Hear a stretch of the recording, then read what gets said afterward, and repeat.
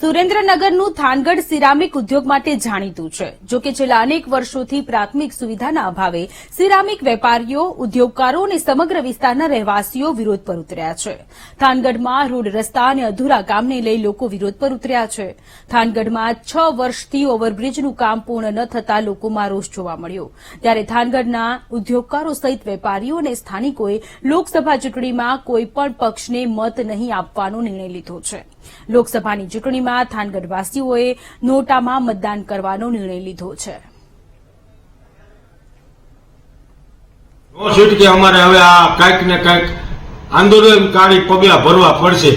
નથી અમે ધારાસભ્યને કેટલી વાર રજૂઆત કરી, પણ કોઈ એવું તે અમને પરફેક્ટ હા થઈ ગઈ છે એવું તો 4 વર્ષથી કીએ છે.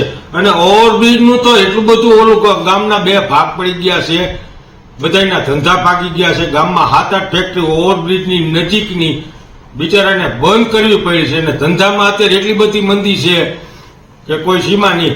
આ માટે અમે ગાંધીનગર સુધીને બધાને અમને વિનંતી કરી છે કે તાત્કાલિક ચૂંટણી પહેલા આની રજૂઆત અમારું કામ ઓવરબ્રિજનું ચાલુ કરે, નકર અમારે નો છૂટકે ગાંધી ચિંધ્યાના માર્ગે જવું પડશે. મિત્રો, થાનગઢ શહેરમાં છેલ્લા 6 વર્ષથી એક ઓવરબ્રિજનું કામ ચાલુ છે જે હજુ સુધી પૂર્ણ થયેલ નથી અને છેલ્લા 1 વર્ષથી લગભગ સદંતર બંધ હાલતમાં છે.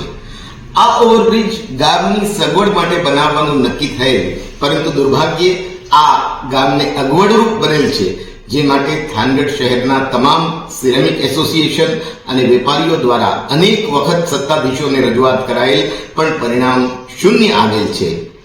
મિત્રો, ઉલ્લેખનીય છે કે થાનગઢની અંદર છેલ્લા 50 વર્ષમાં નગરપાલિકા, વિધાનસભા, લોકસભા કોઈ પણ ચૂંટણી હોય, હંમેશા થાનગઢ શહેરે ભારતીય જનતા પક્ષને માતબર લીડ આપેલ છે અને છતાં પણ આજે આ પરિસ્થિતિ છે.